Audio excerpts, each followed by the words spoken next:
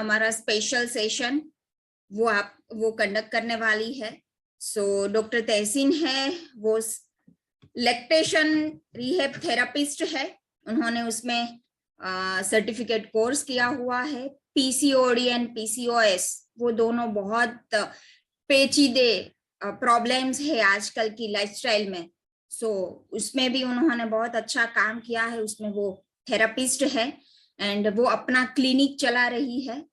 और during pregnancy क्या क्या करना चाहिए, वो बहुत सारी बातें हम यहाँ पे डिस्कस करते हैं, बहुत बार बात करते हैं।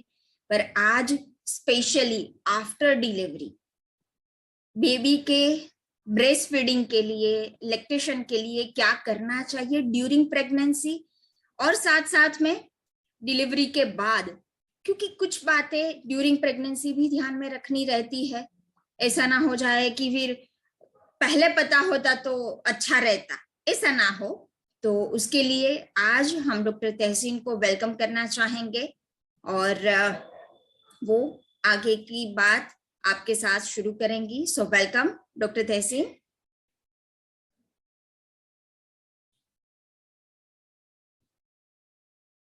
Thank you, Chandni, for this beautiful introduction.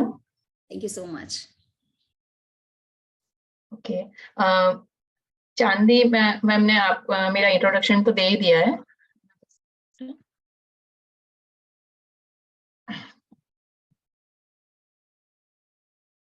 आज मैं आपको कुछ ब्रेस्ट फीडिंग के बारे में क्या क्या इम्पोर्टेंट थिंग्स हमको ध्यान में रखनी चाहिए वो, और पोस्ट डिलीवरी केयर आपको क्या करनी चाहिए, जैसे कुछ बेबीज को भी फायदे होंगे, आपको भी फायदे होंगे, वो मैं आपको बताने जा रही हूँ आज।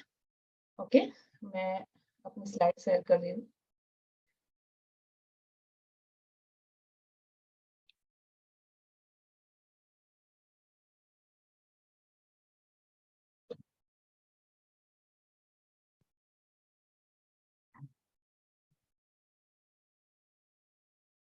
अभी जैसे कुछ मदर्स प्रेग्नेंट होंगे, कुछ की अभी डिलीवरी हुई होगी, तो कुछ कुछ चीजें उनको पता नहीं होगी। आजकल की भागदौड़ वाली लाइफ में ये चीजें रहती है। कुछ न्यूक्लियर फैमिली में रहते हैं तो नहीं पता होती चीजें कि हमको क्या करना चाहिए। जब बड़े लोग घर में होते हैं तो फिर कोई प्रॉब्लम नहीं होती है, बट किसी किसी को प्रॉब्लम्स होती है, किसी को पता नहीं होता है कुछ चीजें। तो मैं आज आपको ये सब चीजों के बारे में जानकारी दूंगी कि आपको क्या क्या केयर करनी चाहिए ड्यूरिंग डिलीवरी और आफ्टर डिलीवरी। ठीक है। चांदनी मैम ने मेरा इंट्रोडक्शन तो दिया है। मैं आपको बता देती हूँ, I am certified lactation rehab specialist, then pre and postnatal rehab specialist, pelvic floor therapist, then physiotherapy in labour during delivery. Physiotherapist की क्या हेल्प होती है वो भी मैं करती हूँ, then sex health rehab specialist. Okay. Breast feeding, breast feeding यानी स्तनपान क्या होता है? ब्रेस्ट फीडिंग क्या होता है? Breast feeding is a emotional connection between mother and baby, यानी मदर और बेबी के बीच में एक इमोशनल कनेक्शन होता है। तो उससे बेबी को भी बहुत फायदे होते हैं और मदर को भी बहुत फायदे होते हैं। बेबी के लिए बेनिफिट्स में क्या क्या रहते हैं?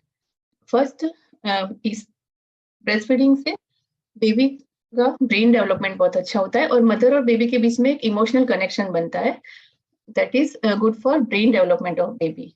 ठीक है। फिर स्तनपान से मदर का तो बॉडी अच्छा रहता ही है, बट बेबी का फिजिकल और मेंटल ग्रोथ डेवलपमेंट बहुत अच्छे से होता है। इससे बेबी भी हेल्दी बनता है और बेबी का इम्यूनिटी पावर भी इंक्रीज रहता है, तो फिर वो बार बार बीमार भी नहीं पड़ता है।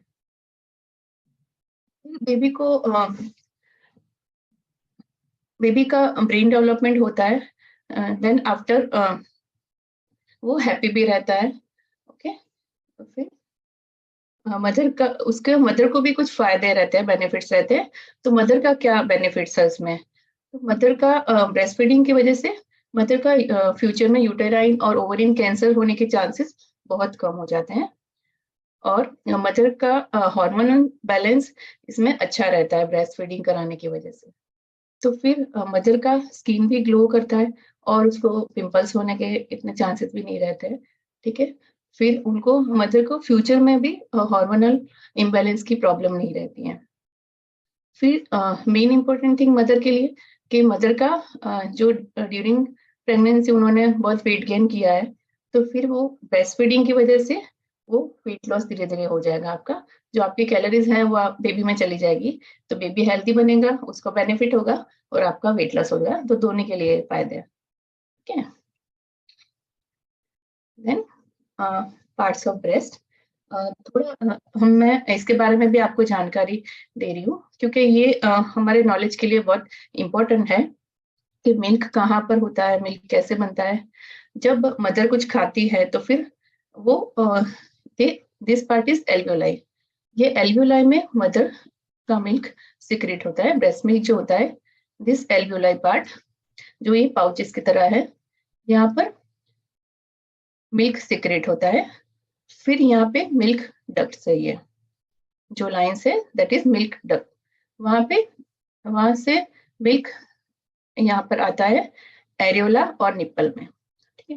ये निप्पल और निप्पल के आसपास जो ब्राउनिश रिंग जैसा पार्ट होता है that is called as areola.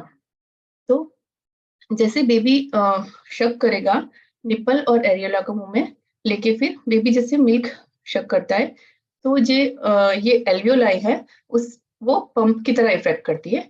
तो वो पंप करता है, प्लस ये मिल्क डक्ट्स में से मिल्क सिक्रेट होता है और निप्पल और एरियोला में ओके फिर बेबी के माउथ में चला जाता है। तो that is process of feeding. ठीक है। तो जैसे जैसे बेबी शक करेगा ऐसे ऐसे मिल्क आता जाएगा, यहाँ पे मिल्क पड़ता है। ठीक है। ये हो गया पार्ट्स ऑफ ब्रेस्ट। ठीक है। Then colostrum. कोलेस्ट्रॉम क्या होता है? जैसे मदर की डिलीवरी हो गई है, तो फिर जो फर्स्ट मिल्क सिक्रेट होता है that is called as colostrum. ये कोलेस्ट्रॉम बहुत ही इम्यूनिटी बूस्टर, बहुत ही न्यूट्रिएंट रिच और हेल्दी होता है बेबी के लिए। इसमें बहुत से मिनरल्स होते हैं, विटामिन्स होते हैं, देन कार्बोहाइड्रेट्स, कैल्शियम, सब कुछ भरपूर मात्रा में होता है, प्रोटीन और सब कुछ। तो फिर ये बहुत ही हेल्दी होता है। किसी किसी मदर्स का that is depend on body, किसी किसी का मदर्स का थोड़ा येलोइश होता है और किसी किसी का व्हाइटिश होता है। येलोइश और थिक होता है किसी का, और वाटरी और थिन भी होता है। ठीक है। और ये होता है फर्स्ट आवर से डिलीवरी के 24 आवर्स में, तो ये हो ही जाता है स्टार्ट। और आपको हाँ, ये कोलेस्ट्रॉल आपको कब तक आपकी बॉडी में रहेगा? फर्स्ट डे से 3 डेज तक ये कोलेस्ट्रॉल सिक्रीट होता रहता है। फिर after that, after 3 to 5 days, धीरे धीरे धीरे कोलेस्ट्रॉल की क्वांटिटी धीरे धीरे कम होती है और वो मैच्योर मिल्क में कन्वर्ट होता है, मैच्योर मिल्क बनता है धीरे धीरे। तो इट टेक्स 10 to 15 डेज। ठीक है। तो कोलेस्ट्रॉल जैसे जैसे धीरे धीरे क्वांटिटी में कम होगा, देन मैच्योर मिल्क बनेगा। फिर आफ्टर 15 डेज मैच्योर मिल्क अच्छे से स्टार्ट होता है।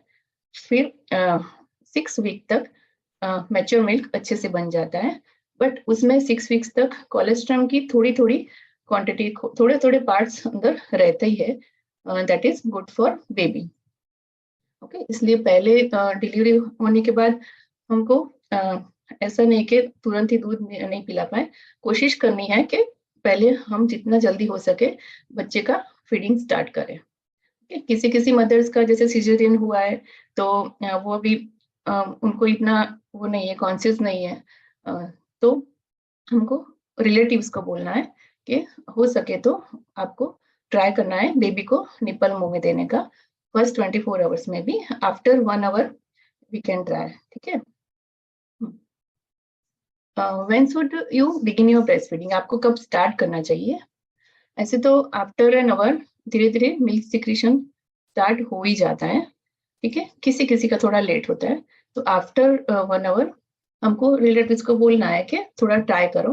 अगर आप बेड में से खड़े नहीं हो पा रहे, बैठ नहीं पा रहे, तो फिर बच्चे को अपने ऊपर लेटा के ऐसे ट्राई करना चाहिए, क्योंकि बच्चे को शकिंग का रिफ्लेक्स होता ही है, वो मुंह में उनका शकिंग डेवलपमेंट हो ही गया होता है, तो वो धीरे धीरे निप्पल लेगा मुंह में, उसको पता चलेगा कि हाँ अब फीडिंग करना है, ये निप्पल मुंह में लेना है, उसको शक करना है। तो फिर वो बच्चा धीरे धीरे शकिंग स्टार्ट कर देगा। इसलिए आपको ट्राई करते रहना है। ऐसा नहीं कि नहीं बच्चा नहीं ले रहा है मुंह में तो फिर अभी नहीं करना, उसको वो वाला दूध पिला दो, ऐसा नहीं है। आपको ट्राई करते रहना है, वो धीरे धीरे मुंह में ले ही लेगा, बट आपको ट्राई करते रहना पड़ेगा। ठीक है, फिर हो सके इतना जल्दी पिलाने का ट्राई करना है, क्योंकि क्या होता है कि बच्चा 9 मंथ मॉम के वूम में होता है, तो फिर उसको वहाँ पे एमनियोटिक फ्लूइड में फ्लोट करता रहता है, तैरता रहता है, तो वो एक उसके लिए अलग सी दुनिया बन जाती है पूरी। तो फिर उसको वो फिर अचानक जैसे डिलीवरी होती है मदर की, तो वो उसके लिए एकदम नई दुनिया होती है कि हाँ मैं ये कहाँ आ गया, एकदम से अचानक से कहाँ गया, तो वो थोड़ा स्ट्रेस में भी होता है। तो उसकी वजह से वो फर्स्ट 24 आवर्स सोता रहता है, फिर बाद में तो फिर आपको निपल उसको मूवमेंट दिलाने में प्रॉब्लम होती है। हो सके इतना थोड़ा 1 आवर में ट्राई करो, तो फिर थोड़ा वो दूध पीना स्टार्ट करेगा। फिर धीरे धीरे जैसे शक करेगा तो आपका मिल्क भी स्टार्ट हो जाएगा धीरे धीरे। ओके, तो जितना हो सके इतना जल्दी करना ट्राई। ओके, फिर न्यूबॉर्न की स्टमक साइजेस भी डिपेंड करती है। जैसे बेबी बॉर्न होता है तो उसका स्टमक बहुत छोटा होता है, यानी डे 1 में 1.5 सेंटीमीटर बहुत छोटा सा होता है। फिर धीरे धीरे स्टमक साइज इसकी इंक्रीज होती है, डे 3 to 5 में 2.5 सेंटीमीटर जितनी थोड़ी बड़ी होती है। फिर धीरे धीरे डे 7 to 10 में 3.7 सेंटीमीटर जितनी। इसलिए फर्स्ट डे में बेबी थोड़ा सा ही मिल्क पी पाएगा, जैसे 5 to 7 ml जितना ही मिल्क पी पाएगा। इसलिए बेबी को फोर्स नहीं करना है कि और दूध पियो और दूध पियो। ठीक है, फर्स्ट डे में वो बेचारा थोड़ा सा ही दूध पी पाएगा, इसलिए। और वो भी 2 से 2.5 घंटे में बेबी का डाइजेशन हो जाता है, तो 2 से 2.5 घंटे में बेबी को फीड चाहिए, इसलिए 2 से 2.5 घंटे में ट्राई करना चाहिए आपको मिल्क देने का उसको। फिर जैसे डे 3 to 5 तक पहुंचे तो फिर धीरे धीरे थोड़ी थोड़ी क्वांटिटी बढ़ानी चाहिए आपको। ओके, फिर जैसे 10 to 15 डेज के बाद उसका स्टमक साइज थोड़ा अच्छा होगा, इंक्रीज होगा, तो फिर वो थोड़ा ज्यादा दूध पिएगा। ओके, तो ये चीज आपको ध्यान रखना है कि बेबी को ओवर फीड नहीं करना चाहिए। ओके, वरना उसको इंडाइजेशन में भी प्रॉब्लम होती है, वॉमिटिंग करते हैं। ओके,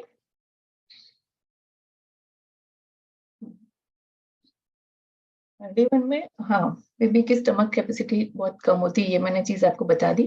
ठीक है, किसी किसी मदर्स का मिल्क स्टार्ट नहीं होता है, फर्स्ट 24 आवर्स में भी स्टार्ट नहीं होता है, तो बेबी को फॉर्मूला फीड की जरूरत पड़ती है। तो फॉर्मूला फीड की क्वांटिटी कितनी होनी चाहिए? जैसे फॉर्मूला मदर मिल्क होता है वो थोड़ा कॉन्सेंट्रेटेड होता है, थोड़ा थिक होता है फॉर्मूला फीड से। तो मदर मिल्क जैसे बच्चे को 5 to 7 ml जितना चाहिए, तो फिर फॉर्मूला फीड आपको 20 ml जितना रखना चाहिए। ओके, और जैसे फिर धीरे धीरे उसकी स्टमक कैपेसिटी इंक्रीज हो रही है, तो जैसे 10 ml मदर मिल्क, जैसा 10 to 15 ml मदर मिल्क उसको चाहिए, तो फिर आपको ऐसे क्वांटिटी फॉर्मूला मिल्क की आपको इंक्रीज कर देनी चाहिए, डबल कर देनी चाहिए 40 ml। ओके, तो ये चीज फॉर्मूला फीड जो बेबी होते हैं उनके लिए आपको ये क्वांटिटी ध्यान में रखनी चाहिए, और एवरी 2 to 2.5 आवर जितना डिस्टेंस पे आपको उसको दूध पिलाना चाहिए। कोई कोई बच्चे हैं जैसे हर घंटे में उनको दूध चाहिए, तो उनका पहले पेट अच्छे से नहीं भरा होगा, तो फिर उनको जल्दी दूध चाहिएगा, वो जल्दी मिल्क वो मांगेंगे, जल्दी रोएंगे, तो फिर आपको इस हिसाब से उसका टमी भरे ऐसे आपको उसको मिल्क पिलाना चाहिए। अब उसका टमी भर गया है वो आपको कैसे चेक करना है? तो ये स्टर्नम के नीचे यहाँ पे स्टमक होता है। ठीक है, जैसे भूख लगी कि बच्चे का, तो यहाँ सॉफ्ट सॉफ्ट होगा, सॉफ्ट पार्ट होगा पूरा।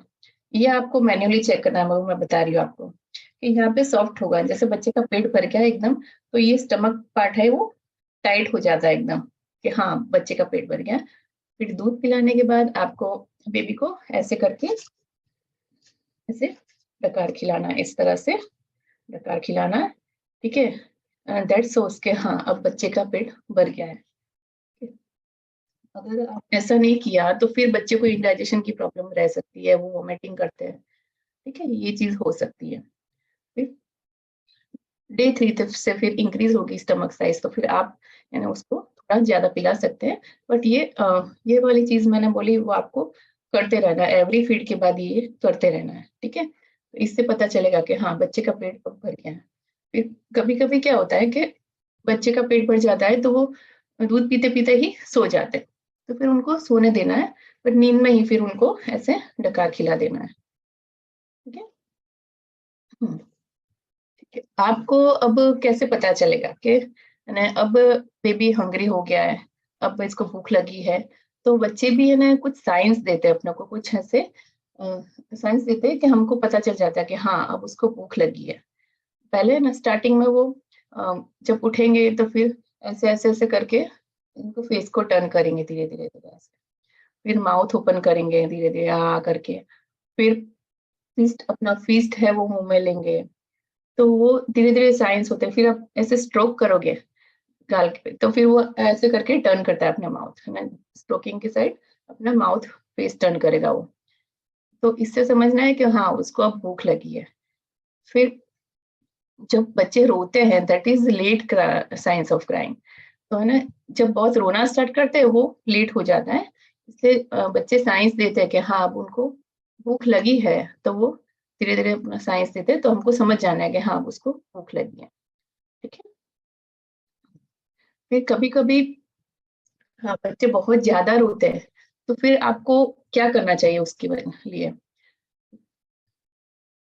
बच्चे बहुत ज्यादा रोते हैं तो फिर आपको इसको ऐसे करके रख देना चाहिए, इस तरीके से। ये जैसे है मेरे पास, बच्चों को ऐसे करके पहले थोड़ा सा काम करो। ठीक है, ऐसे स्किन टू स्किन इसको टाइम देंगे। तो बहुत ज्यादा अगर बच्चा रो रहा है तो फिर ऐसे काम करना है उसको, पहले काम हो जाए अच्छे से, फिर उसको दूध पिलाना स्टार्ट करना है। ऐसा नहीं कि बहुत रो रहा है तो उसको दूध पिला दो तो चुप हो जाएगा, ऐसा नहीं।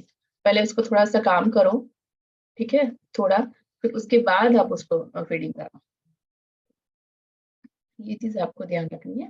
और हो सके तो जब बहुत बच्चा रो रहा है तो थोड़ा अपना चेस्ट थोड़ा सा ओपन कर लो पार्ट, और बेबी को भी डायपर में रख के ऐसे करना है, तो स्किन टू स्किन कांटेक्ट रहेगा, तो बेबी को और अच्छा फील होगा, तो फिर बेबी अच्छे से काम हो जाएगा।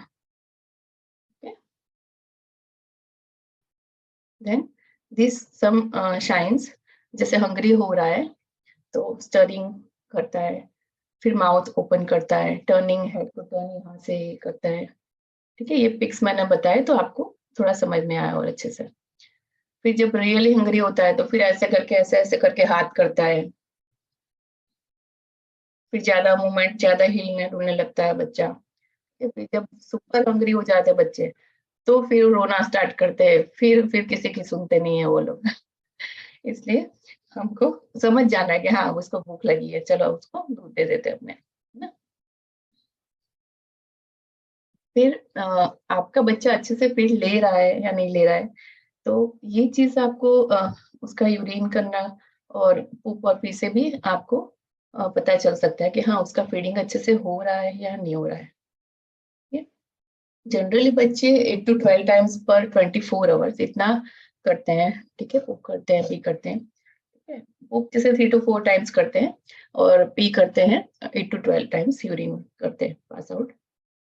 तो फिर आपको क्या ध्यान रखना है कि पी जैसे उसका, अगर उसको डिहाइड्रेशन की प्रॉब्लम है, अ, उसके बॉडी में मिल्क अच्छे से जा नहीं रहा है, दूध अच्छे से उसको नहीं मिल रहा है, तो फिर वो यूरिन भी कम करने लगेगा। ठीक है, जैसे 2 से 3 घंटे में वो कर रहा है तो फिर 5-6 घंटे ले रहा है, तो फिर आपको समझ जाना है कि उसका थोड़ा डिहाइड्रेशन जैसा हो रहा है, उसको मिल्क अच्छे से मिल नहीं रहा है। ठीक है, उसका सप्लीमेंट अच्छे से हो नहीं रहा है। तो फिर ये चीज आपको ध्यान रखनी है कि उसका वाटर लेवल भी बॉडी में अच्छा रहे, इसलिए फीडिंग आपको प्रॉपर कराना है इसको। फिर कुछ कुछ पूप से भी पता चलता है कि उसका फीडिंग हो रहा है या नहीं। ठीक है, कोई कोई बच्चे जो होते हैं ना उनका पेट भर जाता है तो उनका वो दिन में 3 से 4 बार पुप करते हैं। फिर किसी बच्चे में जैसे 3-4 दिन तक या ना नहीं करते हैं, तो फिर वो भी दैट चीज वो भी नॉर्मल है। बट हमको कब समझना है कि उसका कुछ प्रॉब्लम है, जब वो भी है ना बहुत हार्ड स्टूल उसका होगा, तो हमको ऐसा समझना है कि उसको कुछ प्रॉब्लम है, इसलिए वो स्टूल नहीं कर पा रहा है। अगर 3-4 डेज में वो स्टूल कर रहा है, वो सॉफ्ट स्टूल है, तो फिर दैट इज नो प्रॉब्लम, कोई बात नहीं, कोई कोई बच्चे करते हैं। ठीक है, ऐसे तो वो चीज भी नॉर्मल है। बट अगर हार्ड स्टूल है तो आपको समझना है कि उसका डिहाइड्रेशन है, उसको कुछ प्रॉब्लम है, ठीक है, तो फिर आपको मेडिकल एडवाइस लेनी चाहिए। फिर बेबी फीड के बाद सो जाते हैं। किसी किसी बच्चे जब भूख लगती है तो फिर वो बहुत एक्साइटेड हो जाते हैं, फिर मुट्ठी ऐसे बंद कर देते हैं, भूख लगती है, फिर आप बच्चे को ब्रेस्ट दोगे, निपल दोगे मुंह में, तो फिर वो दूध पिएगा, फिर धीरे धीरे जैसे उसका पेट भरेगा, फिर धीरे धीरे वो अपनी फिस्ट ओपन करेगा और रिलैक्स हो जाएगा कि हाँ अब मेरा पेट भर गया है पूरा, ठीक है। तो ये भी एक साइन होता है कि हाँ ये बेबी का फीड अच्छे से जा रहा है, उसको अच्छे से मिल्क सप्लीमेंट मिल रहा है। बच्चा रिलैक्स हो जाता है, उसका पेट भर जाता है, तो वो सो भी जाता है कि हाँ अब पेट भर गया, चलो अब सो जाओ।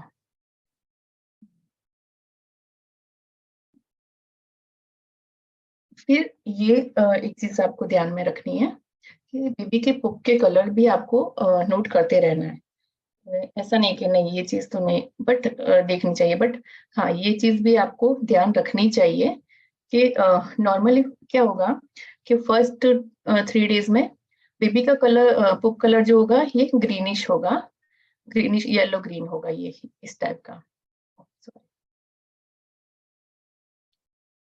येलो ग्रीन होगा। ओके, क्योंकि जब बेबी होम में होते हैं तब है ना थोड़ा उनकी बॉडी में एमनियोटिक फ्लूइड, म्यूकस, सब कुछ चीजें होती है, तो फिर वो चीजें बाहर आने के बाद उनका ये एक क्लीनिंग सिस्टम होता है, जो फर्स्ट 3 डेज में उनका ये स्टूल कलर ग्रीनिश जैसा होता है, तो दैट इज ऑल्सो नॉर्मल, ये कोई प्रॉब्लम वाली बात नहीं है, वो नॉर्मल चीज है, क्योंकि उसके अंदर एमनियोटिक फ्लूइड, म्यूकस, दूसरे लिपिड सब कुछ है ना अंदर कंबाइन होता है, तो वो गंदगी निकल जाती है बच्चे के पुप से, ठीक है, उनका पूरा इंटेस्टाइन, पूरा सिस्टम क्लियर हो जाता है। फिर धीरे धीरे आफ्टर 3-4 डेज फिर धीरे धीरे धीरे येलोइश होने लगता है, ऐसा yellow normal breast feed babies में ये येलो कलर होता है। देन किसी किसी बेबीज का ब्लैक भी होता है, फर्स्ट वीक में ब्लैक भी होता है, वो भी नॉर्मल चीज है, ठीक है। पर आफ्टर फर्स्ट वीक अगर किसी बेबी का ब्लैक रहता है, फिर बहुत ज्यादा 15-20 डेज के बाद भी उसका ब्लैक रहता है, तो फिर आपको मेडिकल एडवाइस लेनी चाहिए, वो कुछ प्रॉब्लम वाली बात है, ठीक है। फिर किसी किसी बेबी के पुप में रेड कलर रहता है, तो फिर इसमें भी आपको मेडिकल एडवाइस लेनी चाहिए, इसमें भी किसी का ब्लड कंटेंट भी अगर होता है अंदर तो मेडिकल एडवाइस लेनी चाहिए। देन अगर बेबी फॉर्मूला फीड ले रहा है तो फिर उसका पुप कलर होगा ये ऑरेंज, और ये ऑरेंज और ब्राउनिश होगा, ठीक है, दैट इज ऑल्सो नॉर्मल। और अगर वाइट रहता है तो इसमें भी आपको मेडिकल एडवाइस लेनी चाहिए, ठीक है, कोई लीवर के इश्यूज भी हो सकते हैं, कुछ एचबी का प्रॉब्लम भी हो सकता है, ये सब चीजें हो सकती है, तो आपको ये बेबी के पुप कलर पर भी ध्यान देना चाहिए। ब्रेस्ट फीडिंग की आपको पोजीशन कैसे रखनी है?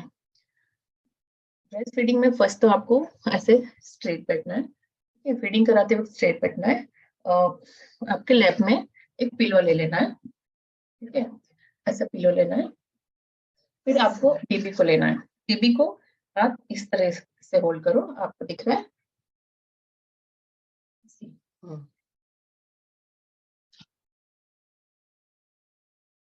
पिलो, सॉफ्ट पिलो लेना है आपको, बेबी को इस तरह होल्ड करना है, आपकी जो एल्बो है इसके ऊपर बेबी का हेड होना चाहिए, और आपका जो पाम है उसके हिप्स के ऊपर होना चाहिए, ऐसे ऐसे पिलाना है बच्चे को, ठीक है, इस तरीके से पिलाना है, this is cradle method.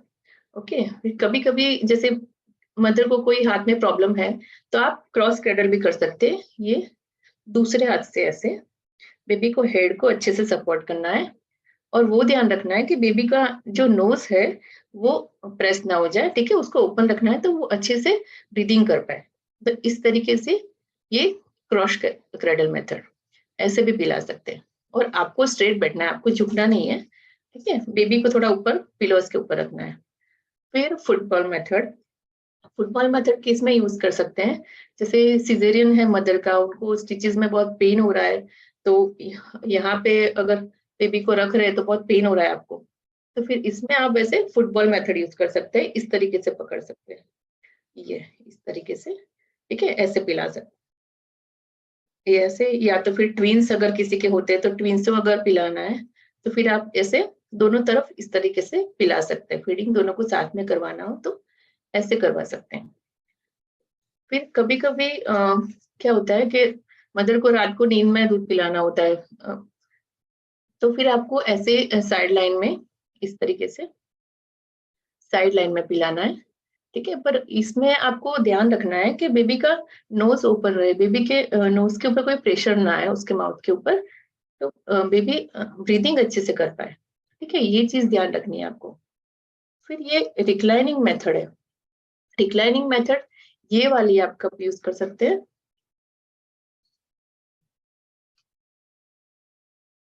Reclining method जैसे मैंने पहले भी बताया कि जैसे डिलीवरी हुई है, फर्स्ट 24 आवर्स में मदर बैठ नहीं पाती है, अवेक नहीं होती, तो फिर आप ये रिक्लाइनिंग मेथड यूज कर सकते हैं। ये रिक्लाइनिंग मेथड में बच्चे को अपने ऊपर ऐसे लेटाना उल्टा, और निप्पल मुंह में देनी है उसको, तो फिर वो धीरे धीरे शकिंग स्टार्ट करेगा, वो दूध पीना स्टार्ट करेगा, ठीक है। और आपको ये बार बार ट्राई करना है, तो फिर वो धीरे धीरे लेना स्टार्ट करेगा। मेथड से भी आप पिला सकते हैं। और जब दूध पिलाओ तो आपको ध्यान रखना है कि पहले एक ब्रेस्ट में मिल्क पिलाना है, फिर एक में अच्छे से खाली हो जाए, फिर बाद में दूसरे में ट्रांसफर करना है, क्योंकि पहले पतला दूध आता है, फिर बाद में थोड़ा थिक दूध आता है, तो उससे बच्चे का पेट भरता है। इसलिए पहले एक ब्रेस्ट में दूध पिला, फिर बाद में दूसरे में पिला, ठीक है। ऐसा नहीं कि थोड़ा यहाँ पिलाया थोड़ा यहाँ पिलाया, ऐसे नहीं होता है। पहले एक में खाली कर दो, तो फिर पुराना मिल्क स्टोरेज ना रहे अंदर, पूरा अच्छे से खाली हो जाए, तो फिर नया मिल्क बनना स्टार्ट होगा दूसरा। और फिर जैसे बच्चा छोटा है अभी, तो उसका यानी एक एक प्रेस से ही पेट भर जाता है, फिर कोई बात नहीं, वो सो जाता है तो सो जाने दो।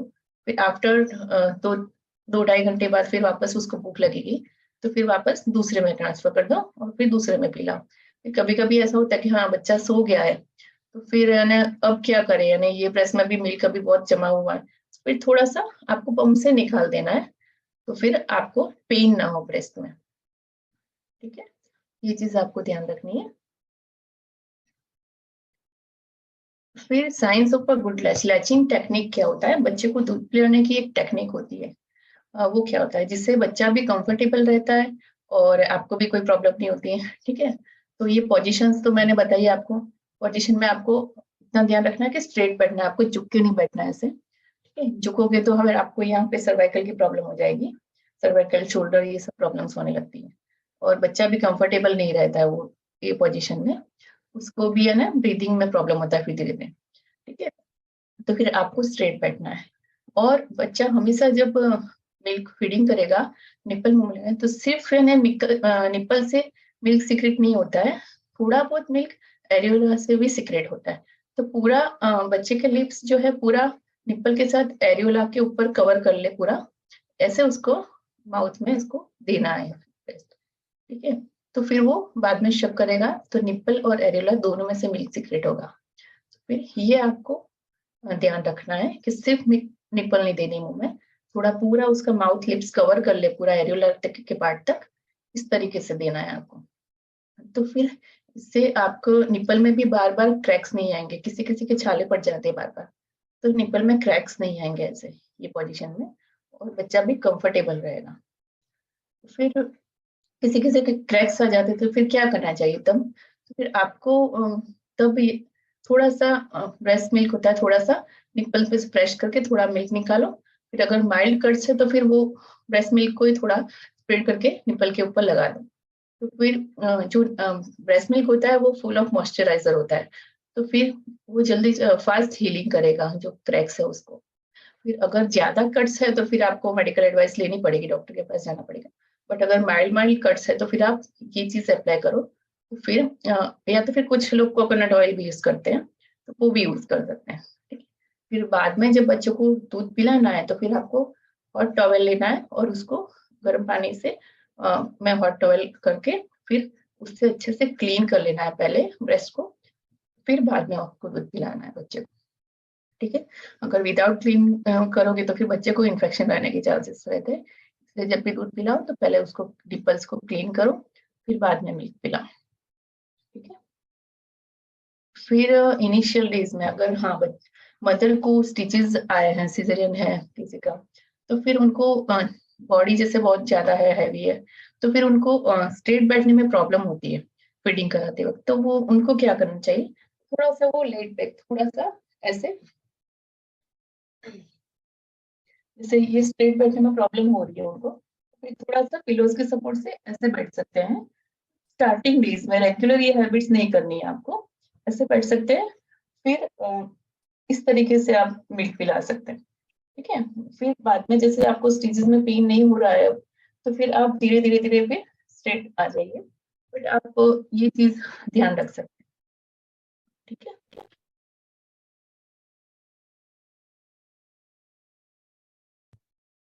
फिर कंगारू के ये चीज बहुत इंपॉर्टेंट है। किसी किसी मदर का जैसे 7-8 मंथ चल रहा है और प्रीमैच्योर डिलीवरी हो जाती है बच्चे की, तब बच्चे को फिर आईसीयू में रखना पड़ता है। तो ये सब प्रॉब्लम्स ना, बच्चे का डेवलपमेंट अच्छे से हो, इसके लिए क्या करना है, फर्स्ट तो आपको कंगारू केयर कैसे देना है, आपको अपना जो टी शर्ट या जो है थोड़ा सा गाउन ऐसा ओपन कर देना है, तो और बेबी को भी सिर्फ डायपर में रखना है और स्किन टू स्किन कांटेक्ट देना है बच्चे को, ठीक है।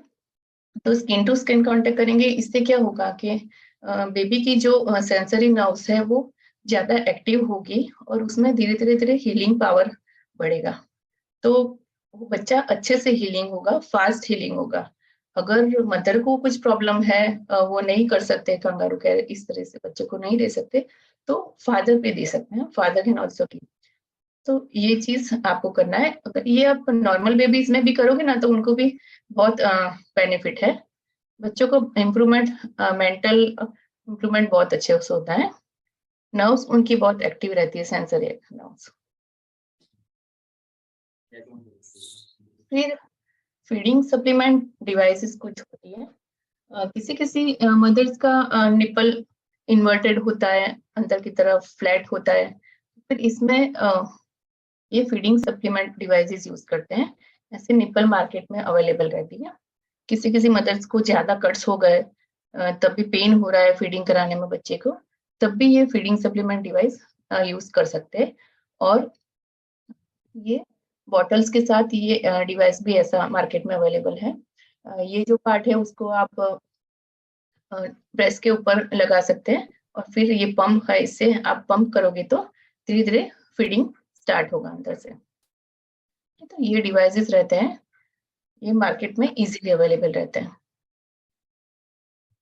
फिर किसी किसी मदर्स का जल्दी मिल्क नहीं आता है, तो फिर आपको क्या करना है, तो आपको इसके लिए hot packet, hot heating bag होती है ना, उसको रखना है और हीटिंग बैग से शेक करना है ब्रेस्ट के ऊपर। फिर थोड़ा ब्रेस्ट को मसाज करना है। ब्रेस्ट को मसाज क्या करते हैं, उसकी भी टेक्निक्स होती है। ऐसे ब्रेस्ट को एरियोला से स्टार्ट करके ऐसे 2 to 3 फिंगर से ऐसे सर्कुलर मेथड में ऐसे ऐसे ब्रेस्ट को मसाज करना है, फिर थोड़ा ऐसे ब्रेस्ट को मसलना है। तो ये सब, ये इस चीज से क्या होगा कि जो अगर मिल्क डक्ट्स ब्लॉक है, तो फिर धीरे धीरे वो धीरे धीरे स्टार्ट हो जाएगी, ओपन हो जाएगी, तो मिल्क सिक्रीशन धीरे धीरे अच्छा स्टार्ट हो जाएगा, ठीक है। तो ये चीज आपको करनी है और ये आप डे 2 से भी कर सकते हैं, कोई प्रॉब्लम नहीं है, ठीक है। दिन में 3 से 4 बार करो। फिर आपको ड्यूरिंग प्रेगनेंसी ये निपल स्ट्रेचिंग एक्सरसाइजेस करनी है। तो क्या होता है, किसी की ऐसी नॉर्मल निपल्स होती है, किसी की फ्लैट निपल्स होती हैं और किसी की ऐसा इन्वर्टेड अंदर की तरफ होती है निपल, ठीक है। तो आपको इसकी स्ट्रेचिंग एक्सरसाइज अभी प्रेगनेंसी से ही स्टार्ट कर देनी चाहिए। वो कैसे करना है, वो कैसे करना है आपको कि जो एरियोला वाला पार्ट है, निपल और एरियोला पार्ट है, वो उसको निपल को अंदर से पकड़ के ऐसे लिफ्ट करना है, लिफ्ट करना है, फिर 10 सेकंड स्ट्रेच करना है, 10 काउंट्स, 1 2 3 4 5 6 7 8 9 10, देन रिलीज। फिर वापस एरियोला में से निपल को ऐसे लिफ्ट करो, स्ट्रेच करो, देन रिलैक्स, ठीक है। ऐसे आपको निपल की स्ट्रेचिंग एक्सरसाइजेस करते हैं, और ये प्रेगनेंसी से ही स्टार्ट करनी है।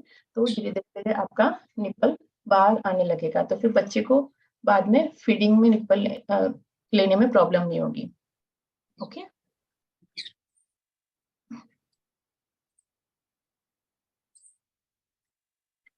देन पेल्विक फ्लोर, ये पार्ट भी फीमेल्स का, ये भी ड्यूरिंग प्रेगनेंसी इसकी केयर भी जरूरी है। ठीक है, ये फीमेल का पेल्विक फ्लोर पार्ट है, जो लोअर पार्ट होता है फीमेल्स का, that is pelvic floor. Okay, ये एरिया की भी आपको ड्यूरिंग प्रेगनेंसी इतनी केयर रखनी है, उसकी भी एक्सरसाइज होती है, वो मैं आपको टीच करती हूँ, वो आपको करनी है। वो कैसे करनी है? ठीक है, ये वाली मसल्स जो होती है, ये पूरी नीचे की मसल्स, वो बेबी के वेट की वजह से थोड़ा लूज हो जाती है, तो इनएक्टिव हो जाती है ये मसल। तो आपको इसकी एक्सरसाइज कैसे करनी है वो मैं आपको बताती हूँ।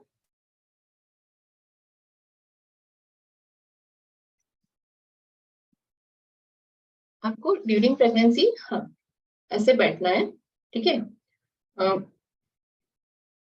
पेट ज्यादा होने की वजह से ऐसे पैर रख के बैठने में प्रॉब्लम होती है, तो आप एक्सरसाइज करते वक्त ऐसे बैठिए। ठीक है, फिर आपको यूरिन वाला जो पार्ट होता है ना, उसको अंदर खींचने की कोशिश करनी है।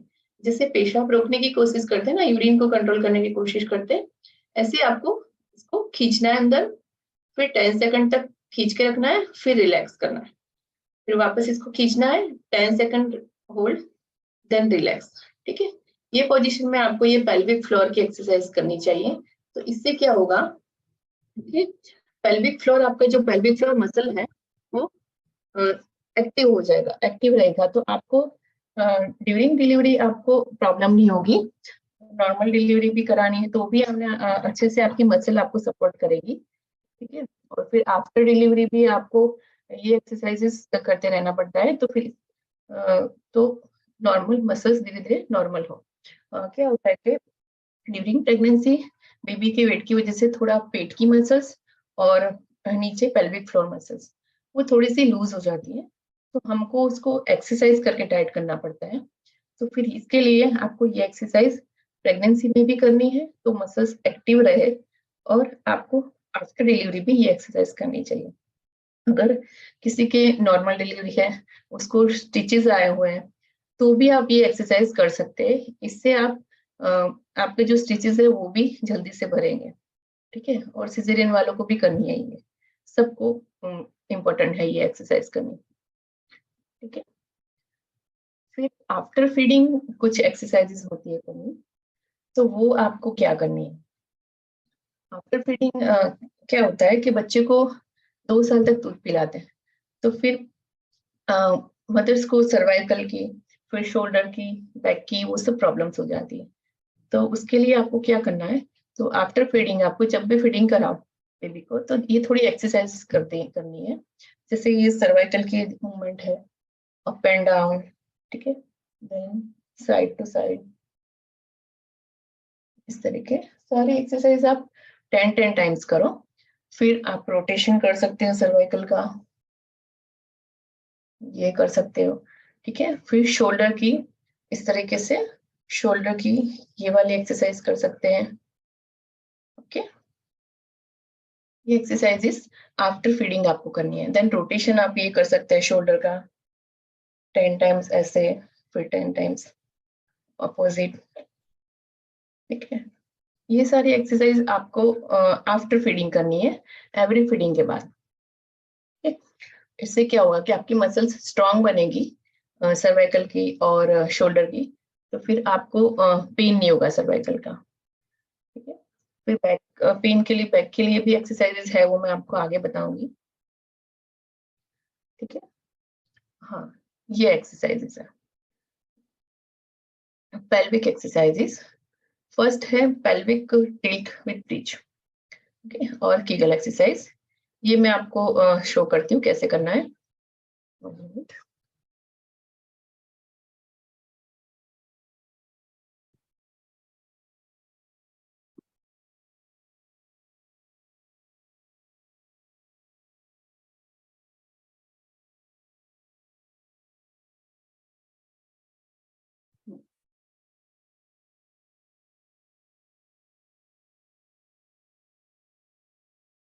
आपको ऐसे लेटना है, ठीक है। फिर आपका जो ये वाला पार्ट है, ये जो बोनी पार्ट है, दैट इज पेल्विक बोन्स, ठीक है। ये पेल्विक बोन्स को आपको ऐसे ये वाला हुआ है, ये इसे पीछे से थोड़ा टर्न होना इस तरीके से करना है, और इसे पेल्विक टिल्ट करके फिर आपको लिफ्ट होना है। Then hold for 10 seconds, then relax. Then again pelvic tilt, then hold for 10 seconds, then relax. Okay, ये एक्सरसाइजेस आपको 10 टाइम्स करनी है।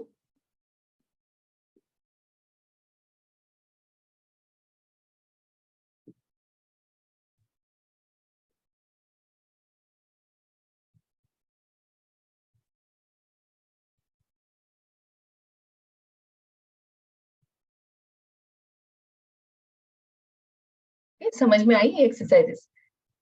तो इस तरीके से आपको ये ब्रिजिंग एक्सरसाइज करनी है विद पेल्विक टिल्ट, ठीक है। पेल्विक को थोड़ा ऐसे करना है, जैसे पेट को अंदर प्रेस करते हैं ना, ऐसे थोड़ा सा अंदर मूव करना है पेट को, फिर आपको लिफ्ट होना है, फिर 10 सेकंड होल्ड करना है, फिर रिलैक्स करना है। तो ये इससे क्या होगा कि आपको बैक पेन की प्रॉब्लम धीरे धीरे चली जाएगी। क्योंकि बैक पेन किस वजह से होता है? प्रेगनेंसी में जैसे ये स्पाइन है और ये बेबी है, तो बेबी का वेट स्पाइन के ऊपर आता है, तो फिर स्पाइन धीरे धीरे धीरे ऐसे कर्व में होता है, स्ट्रेच आता है बेबी बेबी के वेट की वजह से स्पाइन के ऊपर स्ट्रेच आता है। तो इसकी वजह से मदर को बैक पेन स्टार्ट हो जाता है, जो ड्यूरिंग प्रेगनेंसी भी किसी किसी का स्टार्ट होता है, अगर किसी का नहीं होता, किसी को आफ्टर डिलीवरी बैक पेन होता है स्टार्ट। फिर जैसे डिलीवरी हो जाती है तो बेबी निकल जाता है, तो फिर एकदम से स्ट्रेस रिलीज हो जाता है, तो फिर स्पाइन को नॉर्मल होने में 40 टू 45 डेज का वक्त लगता है। तो आपको 40 डेज कंप्लीट बेड रेस्ट करना चाहिए, तो फिर आपका स्पाइन धीरे धीरे धीरे नॉर्मल हो जाए और आपको बैक पेन का प्रॉब्लम भी ना रहे। और फिर आपको थोड़ा हीटिंग बैक पर भी बैक के ऊपर पीछे अप्लाई करना है, तो फिर इससे आपका पेन रिलीफ भी अच्छा होगा। फिर ये कीगल एक्सरसाइज जो होती है वो भी आपको पोस्ट प्रेगनेंसी करनी है। जो मैंने अभी पेल्विक फ्लोर वाली एक्सरसाइज बताई ना, वो कीगल एक्सरसाइज बोलते हैं इसको। तो वो एक्सरसाइज भी आपको आफ्टर डिलीवरी करनी है, तो इससे आपके मसल्स धीरे धीरे धीरे टाइट होने लगे। ठीक है, तो वो कैसे करनी है ये मैंने आपको एक्सप्लेन किया, जैसे tighten and lift anus then vagina. पूरा आपको लोअर पार्ट है इसको पूरा अंदर स्क्वीज करना है, फिर 10 सेकंड होल्ड करना है, फिर रिलैक्स करना है, फिर वापस स्क्वीज करना है लोअर पार्ट को अंदर, फिर 10 सेकंड होल्ड, फिर रिलैक्स। ठीक है, और ये एक्सरसाइज करते वक्त आपको ब्रीदिंग का आपका कंट्रोल करके नहीं रखना है, ब्रीदिंग नॉर्मल चलता रहेगा और आपको ये एक्सरसाइज करनी है, ये ध्यान रखना है। ठीक है, ये पोस्ट प्रेगनेंसी के लिए।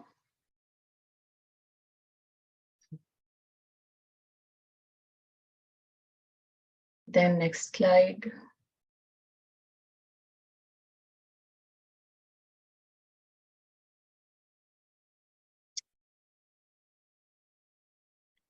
Just wait.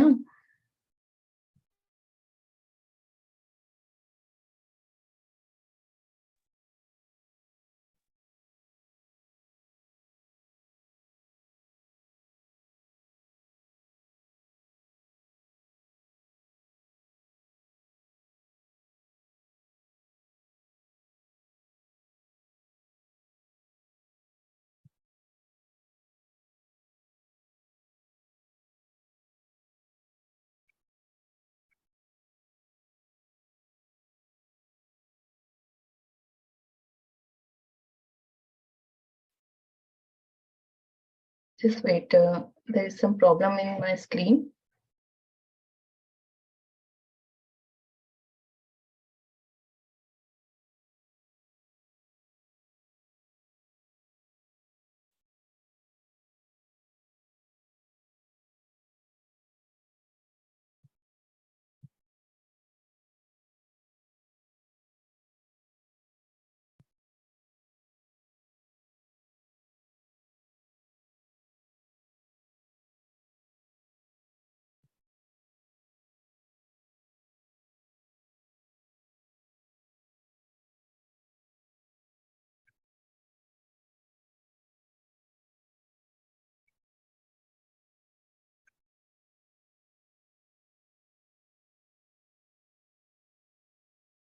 दिख रहा है ना अभी?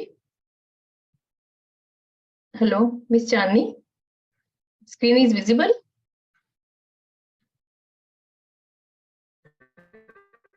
Yes, ma'am. Screen is visible. Okay, thank you. फिर सॉरी टू डिस्टर्ब, फिर बेबी मसाज आता है। बेबी मसाज के बहुत ही बेनिफिट्स है बेबी को। बेबी का ब्लड सर्कुलेशन इंप्रूव होता है बेबी मसाज से। इसकी वजह से बेबी का मसल मास इंक्रीज होता है, उसकी सेंसरी नर्व्स, मोटर नर्व्स सारी अच्छे से एक्टिव होती है और बेबी भी बहुत हैप्पी हो जाता है। तो वो आपको बेबी का मसाज भी आप 15 डेज के बाद, 2 वीक्स के बाद स्टार्ट कर सकते हैं, ठीक है। अ, और वो आपको कैसे करना है, उसकी भी पर्टिकुलर मेथड होती है बेबी मसाज। आप बात कराने का टाइम हो उससे पहले उसको करना है। और वो भी आपको थोड़ा ऑयल होता है, जैसे कोकोनट ऑयल और ऑलिव ऑयल ले सकते हैं। बेबी ऑयल भी मार्केट में बहुत सारे अवेलेबल है, कोई भी ले सकते हैं। उसको थोड़ा सा वार्म करना है आपको, वार्म करके फिर मसाज स्टार्ट करना है बेबी को। और फर्स्ट स्टार्ट फीट से करना है। फीट में जो बेबी का फीट होता है वहां पे थोड़ा ऑयल अप्लाई करो, फिर थोड़े से ऐसे पॉइंट्स प्रेस करने हैं आपको ऐसे। फिर पूरा सर्कुलर मेथड में मसाज ऐसे करना है। फिर जो बेबी का लेग्स होता है, लेग्स के अंदर भी फिर सर्कुलर मेथड में ऐसे ऐसे ऐसे करके ऊपर से नीचे तक ऐसे मसाज करना है। फिर बेबी का हैंड ले सकते हो आप, फिर हैंड में भी पाम के अंदर ऐसे ऑयल को अप्लाई करना है, फिर थोड़े पॉइंट्स ऐसे प्रेस करने हैं। फिर आप इस पे हैंड के ऊपर ऐसे ऐसे ऐसे करके मसाज कर सकते हैं, इस तरीके से मसाज करना है और स्लोली स्लोली करना है, बहुत ज्यादा प्रेशर से बच्चों को नहीं करना है, ठीक है। और जब बच्चे का पेट भरा हो तब करना है, खाली पेट से बच्चा बहुत रोएगा, बच्चा फीडिंग कर लेता है उसके बाद करना है। फिर आपको पेट पर करना है, जैसे फ्रंट साइड में, तो ऐसे ऊपर से नीचे, देन पेट के ऊपर ऐसे सर्कुलर मेथड में आप मसाज कर सकते हैं। इससे क्या होगा कि बेबी का डाइजेशन प्रॉपर होगा, ठीक है। और चेस्ट से ऐसे ऊपर से नीचे तक ऐसे कर सकते हैं। फिर फेस के ऊपर कर सकते हैं, फेस पे भी चिक्स के ऊपर सर्कुलर मेथड में मसाज करना है, यहाँ पर नोज के पास, इस तरीके से हो सके इतना सर्कुलर मेथड में अप्लाई करना है, ठीक है। फिर जैसे बेबी को उल्टा कर दिया मसाज में, फिर उल्टा करके बेबी को, जैसे ये बेबी है तो फिर उल्टा करके ऊपर से नीचे तरीके से मसाज करना है। फिर बेबी का स्पाइन जो होता है, स्पाइन में आप ऐसे 2 फिंगर से फ्रॉम अपर टू डाउनवर्ड ऐसे ऊपर से नीचे तक ऐसे मसाज करना है। तो इससे भी बेबी को बहुत बेनिफिट होता है और बेबी बहुत हेल्दी बनता है, उसका मोटर सेंसरी डेवलपमेंट बहुत अच्छे से होता है। तो ये एक मसाज भी आपको करना है और ये आप 15 डेज के बाद से स्टार्ट कर सकते हैं और आप कर सकते हैं टू 6 ईयर्स भी बेबी को करते हैं तो अच्छा रहता है। 2 to 3 मंथ्स भी कर सकते हैं, फिर 6 ईयर्स तक भी कुछ कुछ लोग करते हैं। तो फिर बच्चे को बहुत मजा आती है और बेबी का डेवलपमेंट भी बहुत अच्छा होता है। 1 ईयर तक भी कर सकते हैं, ठीक है। डिपेंड ऑन योर टाइम, आपको जब भी अवेलेबल हो आप कर सकते हैं। बट इससे बेबी भी बहुत काम रहता है, बेबी हाइपर नहीं रहता है, ठीक है। तो ये चीज आप जरूर करें।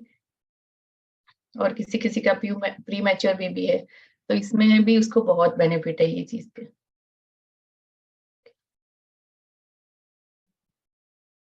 देन आपको फूड कौन सा लेना है, फूड कैसे लेना है, ये चीजें भी लैक्टेशन पीरियड में बहुत इंपॉर्टेंट है।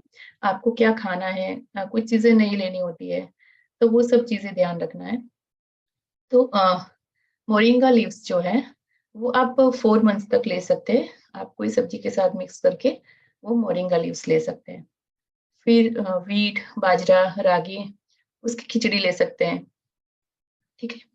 फिर होल स्प्राउटेड ग्रीन्स ले सकते हैं, आलमंड रोस्टेड हो सके तो रोस्टेड आलमंड्स लेना है, ठीक है। फिर बॉटल गॉर्ड होता है तो वो मिल्क प्रोडक्शन के लिए बॉटल गॉर्ड बहुत अच्छी वेजिटेबल है, तो आप ये ले सकते हैं। फिर गार्लिक भी ले सकते हैं, गार्लिक को भी कोई सब्जी के साथ मिक्स करके आप गार्लिक ले सकते हैं, ठीक है। फिर फेनुग्रिक सीड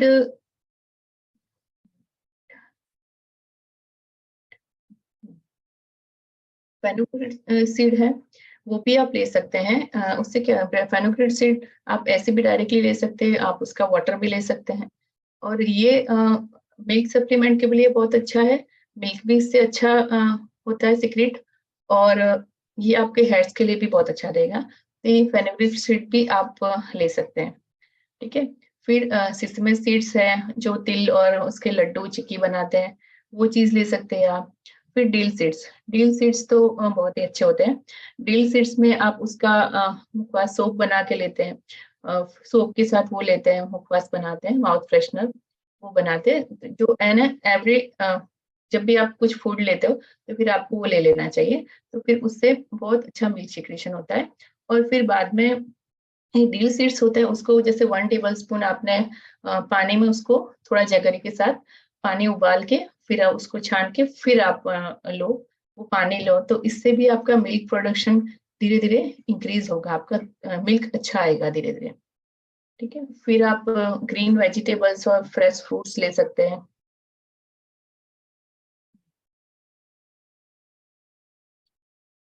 फिर रागी की इडली डोसा चपाती, आप कुछ भी रागी का बना के यूज कर सकते हैं। ओट्स ले सकते हैं। फिर दाल ले सकते हैं, दाल में पॉसिबल हो तो थोड़ा मूंग दाल मसूर दाल लेना, क्योंकि ये चना दाल तुअर दाल वो है, उससे कभी कभी बच्चों को थोड़ा गैस का प्रॉब्लम होता है, आपको भी थोड़ा गैस का प्रॉब्लम रहता है, तो हो सके इतना मूंग दाल मसूर दाल वो सारी दाल लेनी है आपको, ठीक है। फिर क्यूमीन सीड्स भी आप पाउडर फॉर्म में ले सकते हो, या जगरी के साथ ले सकते हैं, वो भी मिल्क प्रोडक्शन के लिए बहुत अच्छा है, ठीक है। फिर एडिबल गम होता है, ये चीज आयुर्वेद में भी इसको बहुत बेनिफिट मानते हैं। तो एडिबल गम आपको कब लेना चाहिए, हो पॉसिबल हो तो विंटर में ये बहुत अच्छा रहता है, बिकॉज वो एक हीट जनरेट करता है बॉडी में। तो विंटर में ये गोंद बहुत अच्छा रहता है एडिबल गम।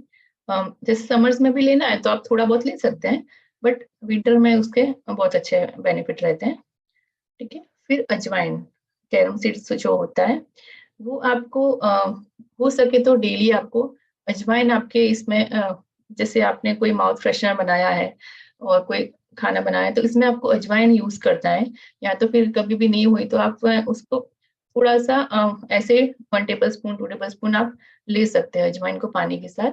तो इससे क्या होगा कि आपको गैस्ट्रिक प्रॉब्लम नहीं होगा, गैस किसी का बार बार बन जाता है तो फिर वो गैस्ट्रिक प्रॉब्लम नहीं होता। और फिर ड्यूरिंग ड्यूरिंग बेड रेस्ट फिर आपको क्या, क्योंकि आपने आपकी इतनी बॉडी की मूवमेंट भी नहीं होती, आपका रेस्ट होता है, तो फिर इतना मूवमेंट ना होने की वजह से थोड़ा गैस के चांसेस भी रहते हैं। तो फिर आपका ये अजवाइन लोगे तो फिर आपका गैस का प्रॉब्लम नहीं होगा, वो सॉल्व रहेगा।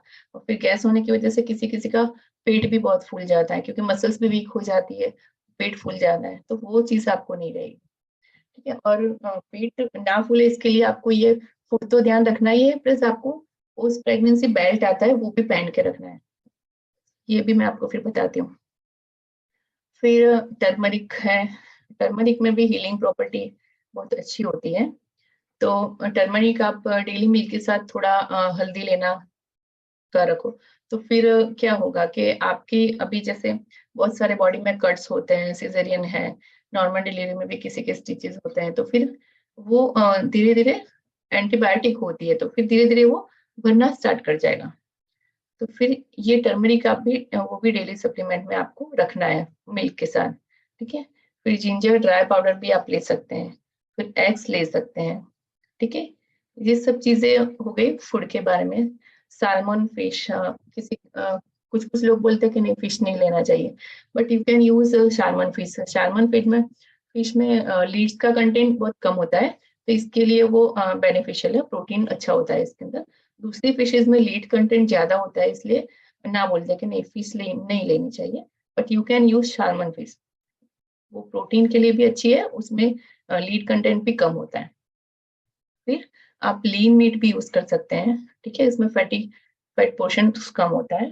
फिर घी भी आपको कुछ लोग बहुत ज्यादा घी खाते हैं, तो ऐसा नहीं, आपको 2 to 3 tablespoon per day घी हो जाए तो इतना इनफ है, क्योंकि वो भी आपको बेनिफिट रहेगा कि आपको एनर्जी लेवल आपका मेंटेन रहेगा, इंक्रीज रहेगा और मेंटेन रहेगा। तो घी को भी आप यूज कर सकते हैं, ठीक है। फिर मैंने आपको ये प्रेगनेंसी बेल्ट के बारे में बोला, तो प्रेगनेंसी बेल्ट एक्चुअली आप 48 आवर्स के बाद आप पहन सकते हैं। अगर आपको सिजेरियन है तो भी आप पहन सकते हैं, और नॉर्मल डिलीवरी है तो भी पहन सकते हैं। बट प्रेगनेंसी बेल्ट पहनने के बाद आपको कीगल एक्सरसाइज जो होती है, मैंने आपको बताई पेल्विक फ्लोर एक्सरसाइजेस, जो यूरिन पार्ट नीचे वाले पार्ट को आप स्क्वीज करते हैं, 10 सेकंड होल्ड फिर रिलैक्स, ये वाली एक्सरसाइज आपको कंटिन्यू रखनी चाहिए, और प्रेगनेंसी बेल्ट भी बांधना चाहिए। फिर इससे आपका धीरे धीरे एब्डोमेन भी कम हो जाएगा। फिर आपको पेट खींचने वाली एक्सरसाइज, जो एब्डोमेन की कॉन्ट्रैक्शन एक्सरसाइज होती है, वो भी आप करनी चाहिए। जैसे आपका पेट है, पेट को आप अंदर खींचो, फिर 10 सेकंड होल्ड करो, रिलैक्स, फिर पेट को वापस खींचना है, 10 सेकंड होल्ड करना है, रिलैक्स। मैं आपको बताती हुई है, जैसे पेट है तो पेट को अंदर से खींचना है, 10 सेकंड होल्ड रखना है, फिर रिलैक्स करना है, फिर वापस खींचना है अंदर, 10 सेकंड होल्ड, देन रिलैक्स। आप ये चीज भी आफ्टर डिलीवरी कर सकते हैं। ये 48 आवर्स के बाद भी कर सकते हैं। अगर नॉर्मल डिलीवरी है तो आप 24 आवर्स के बाद भी कर सकते हैं ये वाली एक्सरसाइज।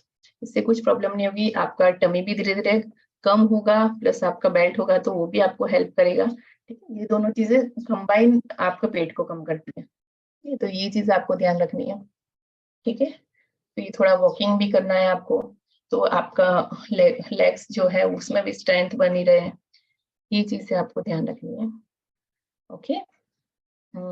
Thank you. यहाँ पे मेरी स्लाइड खत्म हो रही है। अगर किसी का कुछ क्वेश्चंस हो तो वो पूछ सकते हैं, ठीक है। अभी क्वेश्चन आंसर सेशन स्टार्ट होगा। अगर किसी का कुछ क्वेश्चन है तो they can ask me, okay.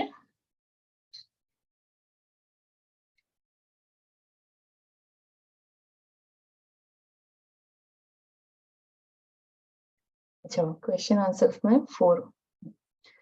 Will it be good if both mother and father give kangaroo care to baby? Yes. Parisha is asking. Mother और फादर दोनों कंगारू केयर बेबी को दे सकते हैं। ये सेम चीज मैंने पहले भी बताया कि अगर आपको कुछ प्रॉब्लम है, मदर नहीं दे पा रही है कंगारू केयर, तो फादर भी दे सकते हैं, क्योंकि बेबी को मदर की वूम में फादर की वॉइस भी वो रेगुलर सुनते हैं, तो उनको पता होता है कि ही इज माई फादर, ठीक है। तो फिर उनको वो भी पता होता है, तो मदर भी दे सकते हैं और फादर भी दे सकते हैं, दोनों दे सकते हैं कंगारू केयर, ठीक है। फिर आरुषि का क्वेश्चन है, breast massage can be done in after 7 month? No no, not after 7 month, क्योंकि थोड़ा बहुत कर सकते हैं, बट मिल्क सप्लीमेंट के मिल्क अगर आपका सिक्रेशन लो है तो फिर आप आफ्टर डिलीवरी ये करो, ठीक है। ये कर सकते हैं, बट आफ्टर डिलीवरी थोड़ा हीटिंग अप्लाई करके फिर आपको ब्रेस्ट मसाज करना है, ओके। मेरी प्रीटर्म डिलीवरी हुई थी, बेबी 8 month का हुआ था, तब मेरा मिल्क कम्प्लीटली बंद हो गया। मैं के पास से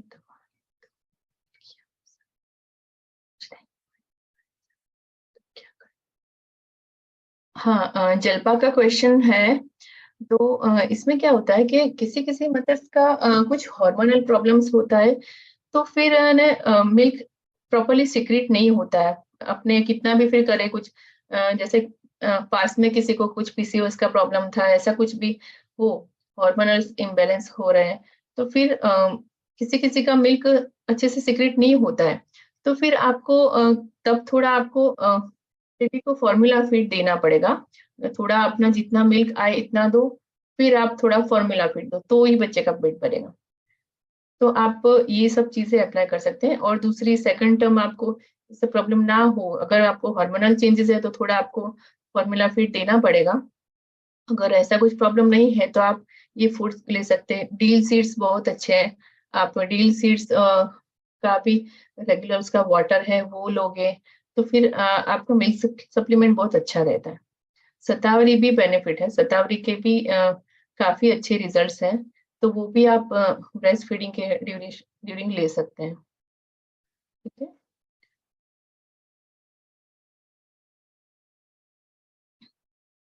देन रिचा,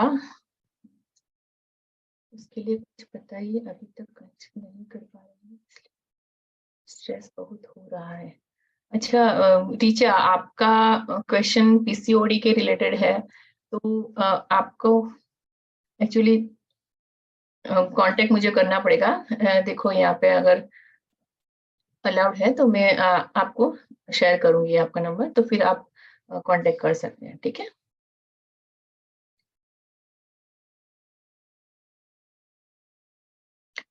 हाँ, जानकी का क्वेश्चन है, ma'am after delivery how to maintain weight. Okay, first thing weight कैसे मेंटेन करना है आपको, ठीक है। तो वेट के लिए आपको क्या करना पड़ेगा, फर्स्ट तो आपका ब्रेस्ट फीडिंग हो रहा है, तो धीरे धीरे धीरे ऑटोमेटिक थोड़ा बहुत तो आपका वेट लॉस हो ही जाएगा, ठीक है। पर इसके बाद आपको क्या करना है, थोड़ा आप फूड भी अच्छे से, आपका डाइट भी प्रॉपर रखना है, ज्यादा ऑयली फूड्स नहीं खाने, आपको जंक फूड्स नहीं खाने, हो सके इतना आपका डाइट हेल्दी रखना है।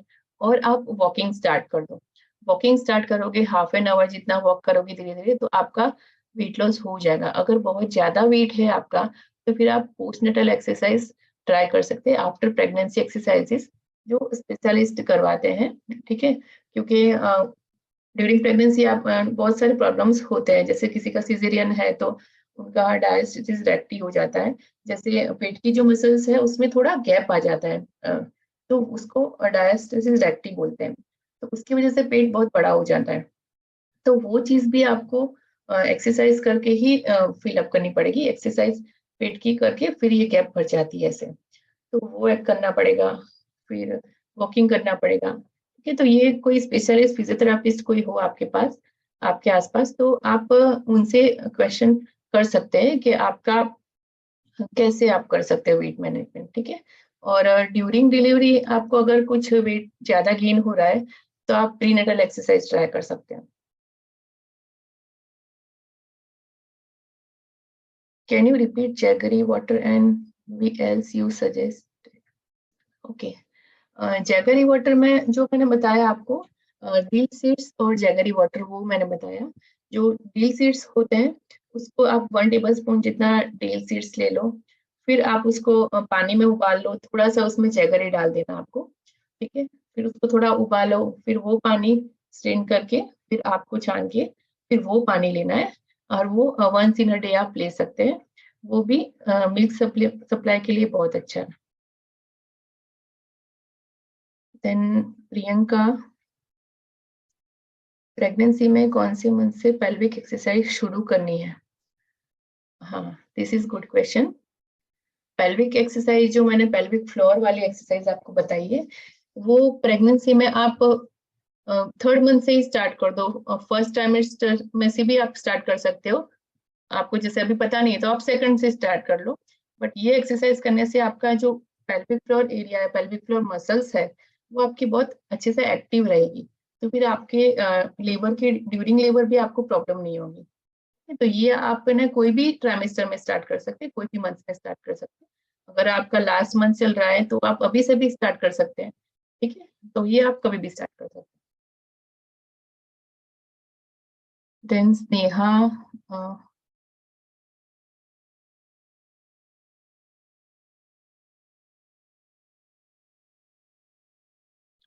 मैम ब्रेस्ट में पेन रहता हो तो क्या करना चाहिए, अगर ब्रेस्ट में से मिल्क मैन्युअली रिमूव करके है तो भी ब्रेस्ट पेन रहता है?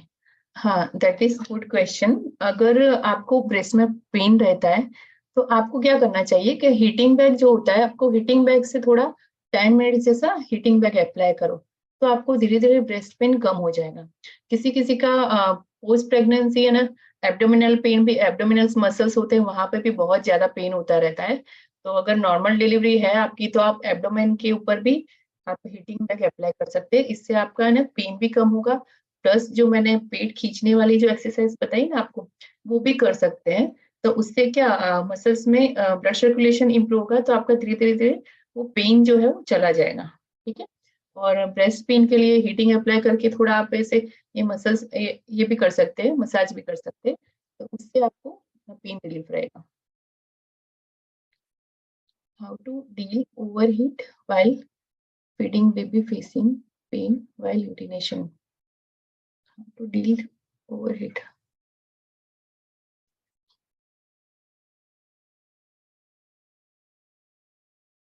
शर्मिस था आपका क्वेश्चन, मुझे समझ में नहीं आया.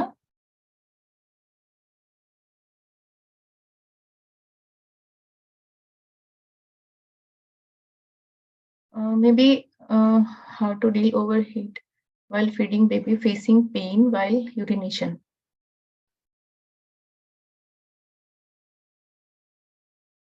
अच्छा, ये चीज है ना, कुछ मैं आपको इसके रिलेटेड थोड़ा बहुत जो मुझे समझ में आया मैं बता रही हूँ. ठीक है, ओवरहीट वाइल फीडिंग है ना. चलो, जैसे आपने हीटिंग बैग अप्लाई किया है तो अभी जैसे आपके ब्रेस्ट अभी हीट है तो फिर आपको तुरंत ही बेबी को दूध नहीं पिलाना है, तो इसको कूल डाउन हो जाने दो, फिर बाद में आपको बेबी को मिल्क पिलाना है. ठीक है, तुरंत ही गर्म जो हॉट होगा ब्रेस्ट तब तुरंत ही मिल्क नहीं पिलाना है. ठीक है, वो बेबी को फिर थोड़ा अनकंफर्टेबल रहेगा. और यूरिनेशन का कुछ आपने पूछा है क्वेश्चन, तो यूरिनेशन का मैं आपको, हाँ, किसी किसी का ऐसा प्रॉब्लम होता है कि बच्चा जब यूरिन करता है तब रोता है. तो ये क्वेश्चन किसी किसी का होता है कि जब बच्चा यूरिन करता है तब रोता है. तो फिर इसका क्या आपको ध्यान रखना है, जब बच्चे के यूरिन वाले पार्ट पे अगर कुछ रेडिश है, कुछ इन्फ्लामेशन है, अगर रेड पार्ट है तो वो जब यूरिन करेगा तब उसको पेन होगा. ठीक है, तो ऐसा कुछ नहीं है, अगर नॉर्मल है तो यूरिन कर रहा है तो पेन हो रहा है, तो वो पेन नहीं है, वो अपना नैपी गीला होने की वजह से वो रो रहा है. ठीक है, वो उसको कुछ फील हो रहा है कि हाँ इसलिए वो रो रहा है. बट अगर उसका यूरिन वाले पार्ट में थोड़ा अगर रेडिश एरिया है तो फिर आपको समझना है कि उसको कुछ इन्फेक्शन हुआ है इसलिए वो रो रहा है. ठीक है, तो आपको ये चीज ध्यान में रखनी है. Then what can be done during pregnancy to increase milk production post delivery?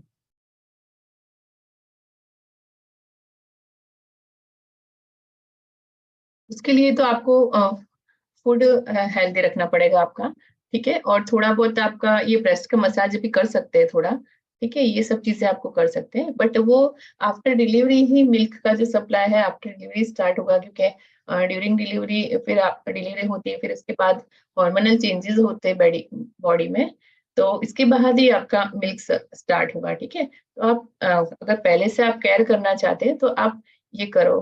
First तो निपल की एक्सरसाइज जो मैंने बताई वो करो, ब्रेस्ट मसाज करो. ठीक है, और अपना फूड हेल्दी रखो. और हेल्दी फूड रखोगे तो फिर मिल्क में भी प्रॉब्लम नहीं होगी, आपके हॉर्मोन्स जो है वो भी आपके बैलेंस रहेंगे. ठीक है, तो ये चीज आप ड्यूरिंग डिलीवरी भी आप केयर कर सकते हैं. After delivery if breast milk is not producing for 2 to 3 days, can we give formula milk and then can we switch to breast milk? Yes, Arushi का क्वेश्चन है कि अगर 2-3 दिन मिल्क अच्छे से स्टार्ट नहीं हुआ तो फिर बच्चों को फॉर्मूला फीड दे सकते हैं? हाँ, यस, दे सकते हैं आप. ठीक है, क्योंकि बच्चे को तो मिल्क चाहिए ही, उसका पेट तो भरना ही चाहिए. तो फिर अगर आपका दूध अच्छे से स्टार्ट नहीं हुआ, पहले आप जितना आपका दूध आ रहा है, आपका मिल्क जितना आ रहा है वो पिलाओ, फिर उसका पेट खाली है तो फिर थोड़ा वो वाला दूध फॉर्मूला फीड थोड़ा दे दो. ठीक है, बट आपका हो सके इतना, अगर भले कम ही आ रहा है आपका तो फिर आप थोड़ा कम दो, जितना आ रहा है इतना दो, फिर बाद में उसको फॉर्मूला फीड दे दो. ठीक, तो उसका पेट भर जाएगा. ठीक है, ये चीज आप कर सकते हैं. फिर पूजा का क्वेश्चन है, how many day after delivery mommies can start exercise? That is good question. First मैंने आपको जो pelvic tilt exercise, Kegel exercise, वो सब एक्सरसाइजेस बताई, वो आप कर सकते हैं 24 आवर्स के बाद ही आप स्टार्ट कर सकते हैं. वो सारी नॉर्मल एक्सरसाइजेस जो है, जो बेड रेस्ट में ही करते हैं एक्सरसाइजेस, जैसे ब्रीदिंग एक्सरसाइज है, वो सारी मैं आपको एक्सरसाइजेस बताती हूँ. फर्स्ट ब्रीदिंग एक्सरसाइज करते हैं, deep breathing, breathe in through nose, then hold for 10 second, then breathe out through mouth. ये फर्स्ट ब्रीदिंग एक्सरसाइज, ये आप करना है 10 टाइम्स. इससे क्या बेनिफिट हो गए कि आपकी बॉडी में ऑक्सीजन प्रॉपर जाएगा, तो इसकी वजह से आपकी बॉडी का हीलिंग भी अच्छा होगा, फास्ट होगा हीलिंग. ठीक है, वो कर सकते हैं. फिर मैंने आपको पेल्विक टिल्ट ब्रीथिंग एक्सरसाइज बताई, कमर से उठने वाली. ठीक है, वो एक्सरसाइज आप कर सकते हैं. फिर आपको लेग्स को स्ट्रेट करना, लेग्स को बेंड करना, बेड में ही ये एक्सरसाइज सोते हुए ही करनी है ये लेग्स को। बट अगर सिजेरियन है तो आपको ऑल्टरनेट करना है, लेग्स को स्ट्रेट करना है, ये करना है। ठीक है, ये वाली एक्सरसाइज नॉर्मल एक्सरसाइज। फिर आपके पैर के जो पंजे होते हैं उसको ये मूवमेंट करनी है इसकी। ठीक है, ये वाली एक्सरसाइजेस आपको सेकंड डे से ही स्टार्ट कर सकते हैं ये वाली एक्सरसाइज। और इससे ये वाली एक्सरसाइज से आपकी बॉडी में ब्लड सर्कुलेशन भी बहुत अच्छा रहेगा, तो आपका बॉडी का हीलिंग भी अच्छा होगा। ठीक है, तो ये एक्सरसाइजेज आप नॉर्मल एक्सरसाइजेज जो है आप सेकंड डे से स्टार्ट करो। बट आफ्टर जैसे 1.5 मंथ आप थोड़ा वॉकिंग स्टार्ट कर सकते हैं। ठीक है, 3 मंथ्स तक आप कोई हैवी एक्सरसाइज जैसे जिम है वहाँ पे वो एक्सरसाइजेज नहीं करनी चाहिए। ठीक है, क्योंकि 3 मंथ्स तक आपकी बॉडी में थोड़े हार्मोनल चेंजेस होते रहते हैं, तो फिर आपको प्रॉब्लम हो सकती है। सिर्फ आप 6 वीक के बाद आप वॉकिंग स्टार्ट करो और नॉर्मल थोड़ा बहुत एक्सरसाइजेस कर सकते हैं। बट बहुत जंपिंग वाले एक्सरसाइजेस और वो सब कुछ नहीं करनी चाहिए, हैवी वेट लिफ्टिंग वो वाले एक्सरसाइजेस आपको नहीं करनी चाहिए। ठीक है, after 3 months you can start. ठीक है, 3 मंथ्स के बाद आप थोड़ा हैवी एक्सरसाइजेस स्टार्ट कर सकते हैं। बट आपको कीगल एक्सरसाइज जो मैंने पेल्विक फ्लोर की बताई वो करनी बहुत जरूरी है। ठीक है, देन हीरल पटेल, निपल को प्रॉपर शेप के लिए during pregnancy 4th to 5th month से निपल प्रेस कर सकते हैं?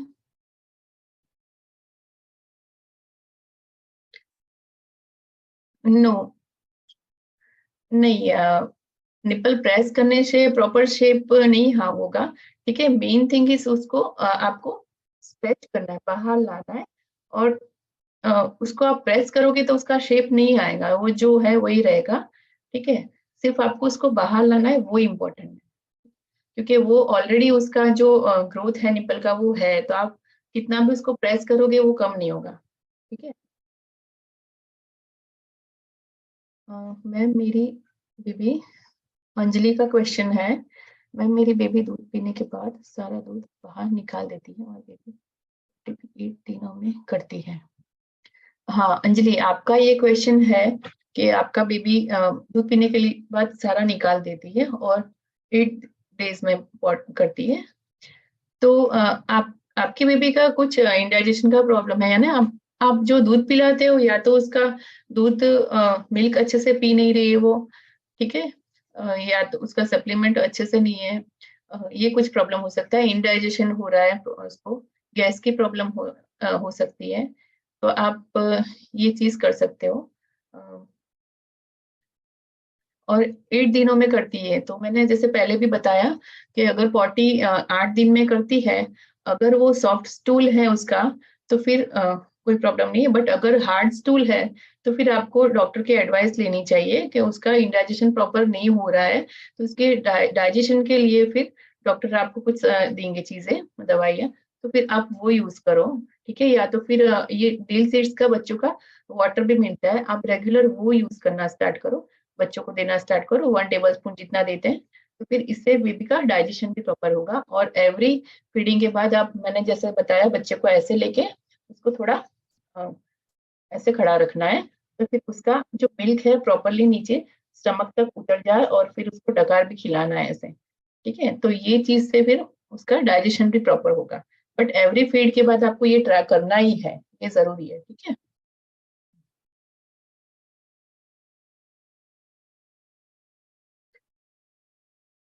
Anonymous attendee. हाँ, मैं ड्यूरिंग 5th मंथ, किसी किसी का ड्यूरिंग प्रेगनेंसी भी कुछ डिस्चार्जेस ब्रेस्ट मिल्क से आता है, but that is no problem. वो किसी किसी का होता है, बॉडी में हार्मोनल चेंजेस की वजह से वो धीरे धीरे वो डक्ट्स भी ओपन रहती है, धीरे धीरे होता है, तो फिर वो धीरे धीरे मिल्क जैसा कुछ लिक्विड सिक्रेट होता है, तो वो भी नॉर्मल चीज है। ठीक है, इसमें कोई मेडिकल एडवाइस की जरूरत नहीं है, सिर्फ आपको उसको क्लीन रख कर दो। ठीक है, उसका कोई प्रॉब्लम नहीं है। वो अच्छा है कि आपका डक्ट्स जो है वो धीरे धीरे ओपन हो रही है। ठीक है, आपका यानी ब्रेस्ट है वो धीरे धीरे प्रेगनेंसी के बाद मिल्क के लिए रेडी हो रहा है, तो वो अच्छी चीज है। रुचि त्रिवेदी, ब्रेस्ट मिल्क के लिए प्री डिलीवरी क्या केयर कर सकते हैं? कीगल एक्सरसाइज प्रेगनेंसी में कब से स्टार्ट कर सकते हैं? रुचि त्रिवेदी, आपका जो क्वेश्चन है इसके आंसर्स मैंने पहले भी दे दिए। ब्रेस्ट मिल्क के लिए प्री डिलीवरी क्या कर सकते हैं वो भी मैंने आपको बता दिया। तो आपने अच्छे से सुना होगा कि आप निपल स्ट्रेच करो, फिर ब्रेस्ट मसाज करो, ये सब चीजें आप कर सकते हो ब्रेस्ट के लिए। फिर आप कीगल एक्सरसाइज कोई भी मंथ से स्टार्ट कर सकते हैं। आपको प्रेगनेंसी पता चले कि हाँ प्रेगनेंसी है, तब भी आप स्टार्ट कर सकते हैं, और 9 मंथ से में भी कभी भी स्टार्ट कर सकते हैं। ठीक है, ये कीगल एक्सरसाइज वो बेनिफिट है वो एक्सरसाइज का। रेगुलर भी कोई लेडीज अगर प्रेगनेंसी नहीं है, रेगुलर भी फीमेल्स ये कीगल एक्सरसाइज कर सकती है।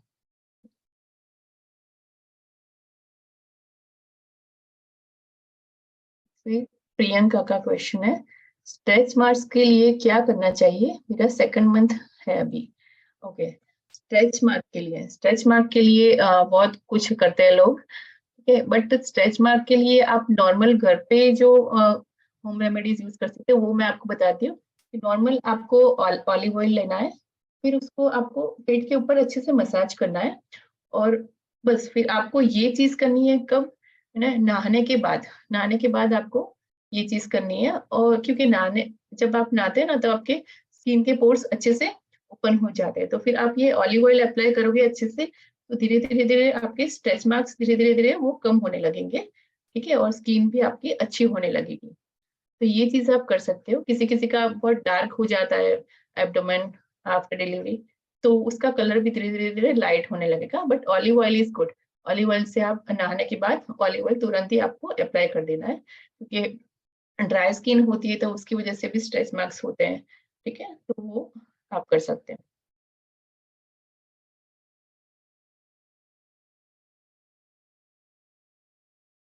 क्या बेबी को ग्राइप वाटर दे सकते हैं? हाँ, ये दे सकते हैं। मैंने ये पहले भी बताया कि बेबी का डाइजेशन प्रॉपर हो, इसकी वजह से इसके लिए आप ये ग्राइप वाटर यूज कर सकते हैं। 1 टेबलस्पून आप पर डे आपको देना चाहिए, तो उसका डाइजेशन अच्छे से होगा। ठीक है, मेरा बेबी मालिश के टाइम रोता है, क्या ये नॉर्मल है? कोई कोई बच्चे मालिश के वक्त बहुत रोते हैं, तो आपको वो ध्यान रखना है कि उसका पेट भरा हुआ है। अगर उसका पेट खाली है तो वो बहुत रोएगा। और आपको जब मालिश के लिए बैठो तो एकदम काम शांत एटमॉस्फेयर में बैठना है।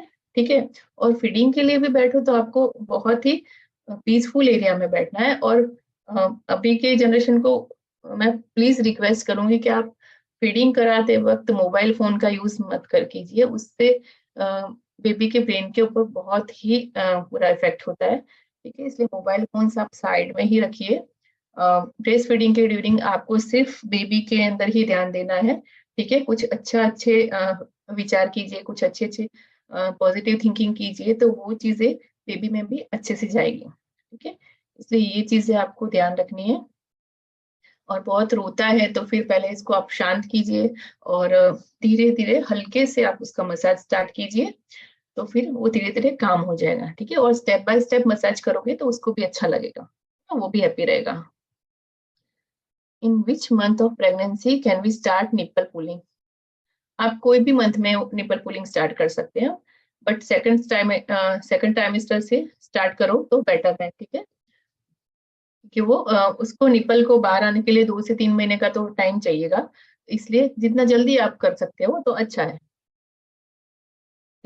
What good things can be done like exercise, food during pregnancy to have good milk supply?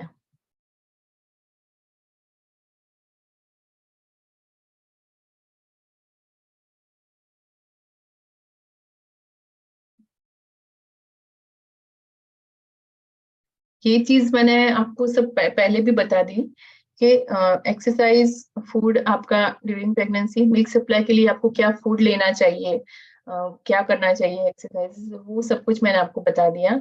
ठीक है,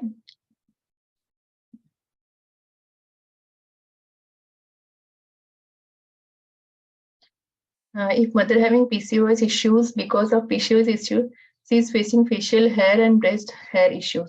So can we waxing and razor? ये डिफरेंट क्वेश्चन है। अगर वैक्सिंग हो सके तो वैक्सिंग नहीं करना चाहिए। ठीक है, इससे जो स्किन है वो लूज हो जाती है धीरे धीरे, तो ब्रेस्ट के ऊपर आप वैक्सिंग ना यूज करो तो अच्छा है। अगर बेबी को फीडिंग में कुछ प्रॉब्लम हो रही है तो आप रेजर यूज कर सकते हैं, ठीक है। Give tips on tummy time.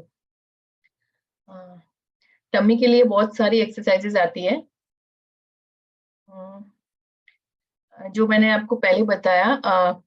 Tummy के लिए फर्स्ट थिंग आपको क्या करनी है, फर्स्ट आपको डाइट आपको गैस ना हो ऐसी चीजें आपको लेनी है, ठीक है। कुछ कुछ चीजें जैसे होती है, पोटैटो है, फिर चना दाल, तुअर दाल, कॉलीफ्लावर, पीस, ये सब चीजों से गैस होता है, तो फिर वो सब चीजें आपको डाइट में नहीं लेनी चाहिए, ठीक है।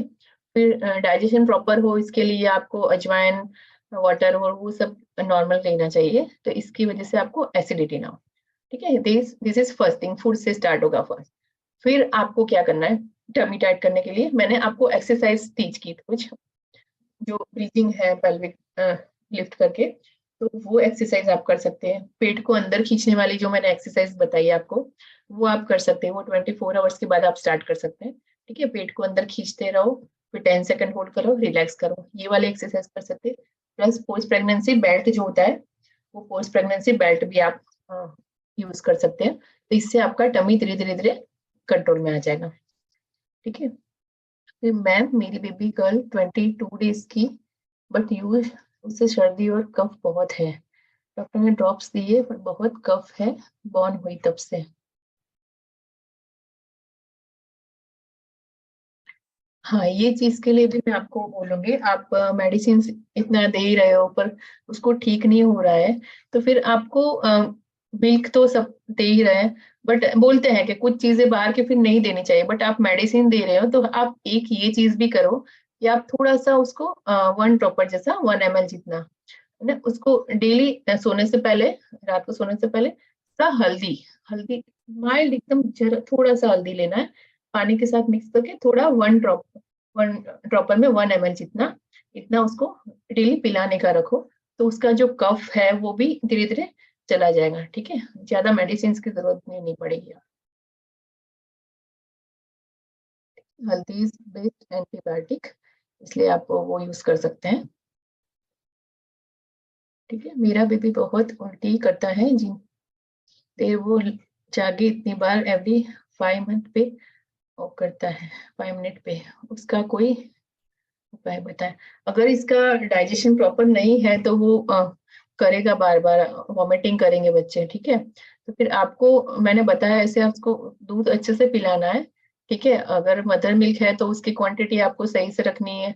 मदर मिल्क तो बच्चा अगर उसका पेट भर जाएगा तो वो ऑटोमेटिक दूध पीना बंद कर देगा, पर अगर फॉर्मूला फीड दे रहे हो तो फिर इसकी क्वांटिटी आपको अच्छे से मेजर करके लेनी है, जैसे मैंने बताया, आप अगर 5 to 7 मदर मिल्क है ml, तो फिर आप 20 ml, बट अगर ज्यादा है तो 5 to 7 ml से आप डबल कर दो, जैसे आपका बेबी जितने मंथ्स बड़ा है थोड़ा सा उसको डबल कर दो, तो 40 ml के 60 ml इतना मिल्क पिलाना है आपको, ठीक है। तो फिर वो ये चीज नहीं करेगा, और दूध पिलाने के बाद उसका थोड़ा ऐसे खड़ा करना है, तो फिर वो वॉमिटिंग नहीं करेगा, उसका डाइजेशन भी अच्छा रहेगा, ठीक है। Ma'am please share your screen slides, I join from breast feeding positions. अभी तो for that show that I can take screenshots. Okay ठीक है, मैं अभी एक बार मैं कर देती हूँ, ठीक है, शेयर कर देती हूँ, आपको अगर लेना हो तो आप ले सकते हैं, ठीक है। फिर मैं left hello. Side, hello, yes ma'am, हम रिकॉर्डिंग प्रोवाइड कर देंगे, आप वापिस से मेहनत मत कीजिए, तो जो लोग लेट जुड़े होंगे उनको हम रिकॉर्डिंग प्रोवाइड कर देंगे। Okay, no problem, thank you. और यस, मैम के पास, मैम ने बहुत अच्छी तरीके से बहुत सारे क्वेश्चन कवर किए हैं, एंड यस अभी उनके पास जो टाइम था वो यहाँ पे हम उसे एंड अप करना पड़ेगा। तो जितने भी बाकी क्वेश्चंस हैं वापिस से हम रिक्वेस्ट करेंगे कि कभी कभी फिर से हम ऐसा सेशन अरेंज करेंगे और वहाँ पे हम वापिस से ये सारी चीजें कवर करेंगे। But thank you so much doctor Tahseen ji for this wonderful session, और हमारे पार्टिसिपेंट को बहुत अच्छी इंफॉर्मेशन मिली ये सेशन से, एंड यस